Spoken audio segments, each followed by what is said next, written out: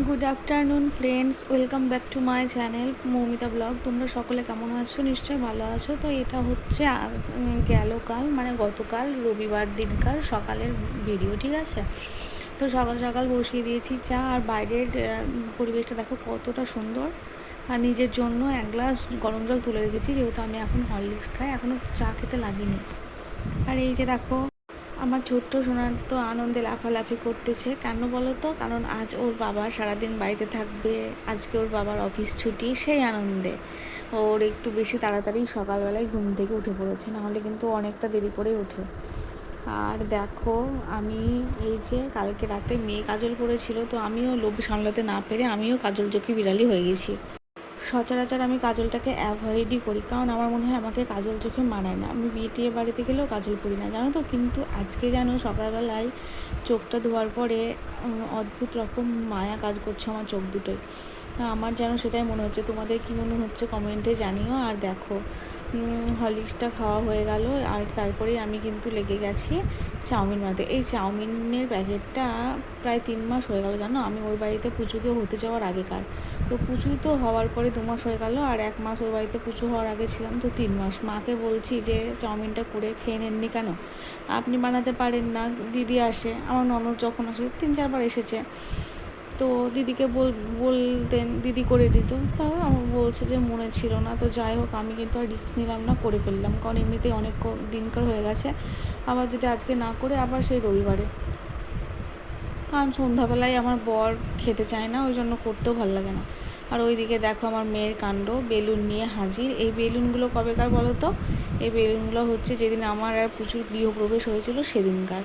সেদিন তার আগের দিন আমার বড় মেয়ে আমার বরকে দিয়ে আনিয়েছিল, তো তখনকার। আর ওই যে পুচু ঘুমোচ্ছে, বিছানা টিছানা গোছানো কমপ্লিট, সব কিছুই রেডি। আর চাউমিনটা করেই সবার প্রথমে বাড়ির মহারানী মানে আমার বড় কন্যাকে দিয়ে দিয়েছি খেতে, তো ও খাচ্ছে।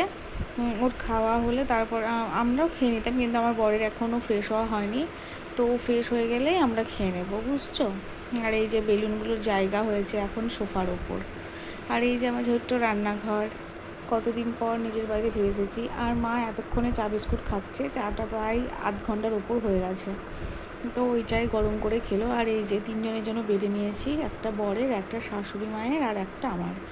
আমি মেয়ে যেটাই খেয়েছে, মেয়ে সম্পূর্ণটা খায়নি, ওই প্লেটেই বেড়ে নিয়েছি। আর আমার মতো এমনটা কে কে করো অবশ্যই কমেন্টে জানিও।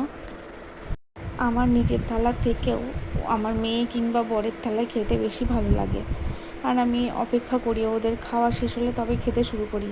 আগে বরের থালাতেই শুধু খেতাম, জানো তো। কিন্তু তারপরে মেয়ে একদিন বলে, মা তুমি আমার থালায় খাও না কেন?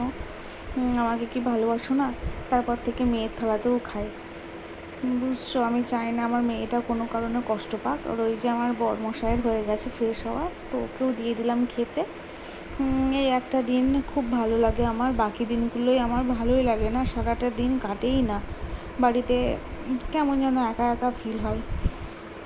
আর গোটা বাড়ি জুড়ে দেখো প্যান্ডেল। এই প্যান্ডেল কিসের বলো তো? আমার মেয়ের সমস্ত ক্যাথা ট্যাথা। আর এই দড়ি কম পড়ছে বলে তো দেখো আমার শাশুড়ি মা একটা চার্জারের কর্ড নিয়ে চলে এসেছে। লাগবে কি? লাগবে কি? দেখ এটা লাগবে লাগবে। হ্যাঁ, ওখানে বাতিল না এটা ঘরে তো আছে নাই। কেন কাপড়ের পারফার ওই নাই? তোমার শোনো শোনো, ওই ওয়ার্ড্রবে নীল রঙের একটা বড় ফিতে আছে, দেখো কাপড়ে নেতা। তো আমার মাথা কই, মাথায় তো করব। ফ্যানের বাতাসে এই দিকে দিব না ঘরের ভিতর দিয়ে দিব? এইদিকে দেন।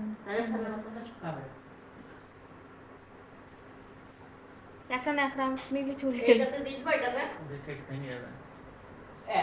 না একটা মিললে ভাঙবে কেন?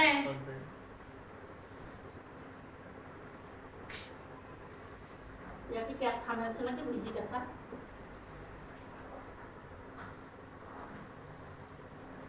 প্যান্ডেল করে দিয়েছিস এটা বাড়িতে আমাদের।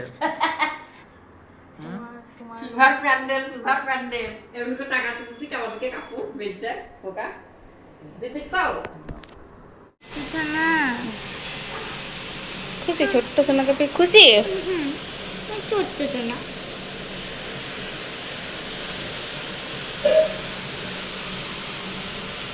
মেয়ে চান হয়ে গেছে, ও আঁকা ক্লাসে যাবে। আর এই যে দুই বোনে এখন কথা বলা বলি চলছে। প্রিভা, মুখ ঘুরালো। প্রিভা।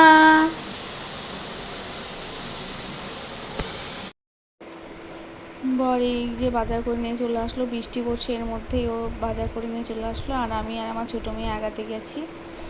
আর আমাদের মানে এই আশপাশের পরিবেশটা বৃষ্টি পড়লে এত সুন্দর দেখতে লাগে বন্ধুরা, যে কি বলবো। দেখো মানে এক যেন নৈসর্গিক পরিবেশ, এত সুন্দর লাগে। ওই যে সরু রাস্তা গিয়ে গ্রামের পরিবেশ তো মনে হয় যেন একদম গ্রাম। আমার বাবার বাড়িতে কিন্তু এতটা সুন্দর লাগে না।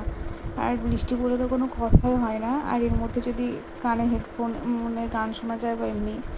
আর এই যে মাংসটা মা ম্যারিনেট করে দিল, রান্নাটা কিন্তু আমার বড়মশাই করেছে, আর খেতে দুর্দান্ত হয়েছিল। চলো তোমাদের আবার দেখিয়ে দিই। ক্যামেরাটা ধরতে গিয়ে ব্যাকটা ধরা হয়ে যায় জানো। ঠিকঠাকভাবে ক্যামেরা ধরা আমি শিখতে পারলাম না, আমি তো ঠিকভাবেই ধরে কিন্তু বেঁকেই যায়। ওই যে করলা ভাজা হয়েছিল আর হয়েছিল মাংস। আমি সকালবেলায় চাউমিন খাওয়ার পরেও কিন্তু কচু সেদ্ধ আলু সেদ্ধ দিয়ে ভাত খেয়ে নিয়েছিলাম, কারণ যেহেতু এখন কাঁচা লার বলে না, তো ওই জন্য বেশিক্ষণ শুকিয়ে থাকতে নেই। মেয়ে বললো আলু দাও মা, তো দিলাম। ও কিন্তু মাংস খেতে খুব একটা পছন্দ করে না, ও ইনফ্যাক্ট কিছু খেতেই পছন্দ করে না, কোনো খাবারের প্রতি ওর ভক্তি নেই। তো রান্নাটা দুর্দান্ত হয়েছিল, আমরা খেয়েছি, এখনও আমার টেস্ট মুখে লেগে আছে। আমার বর মশাই চিকেন মাটন তো কোনোদিনও খায়নি, চিকেনটা বেশ ভালো রান্না করে। তো আজকের মতো ভিডিওটা এই পর্যন্তই। সকলে ভালো থেকো, আবার দেখা হবে তোমাদের সাথে।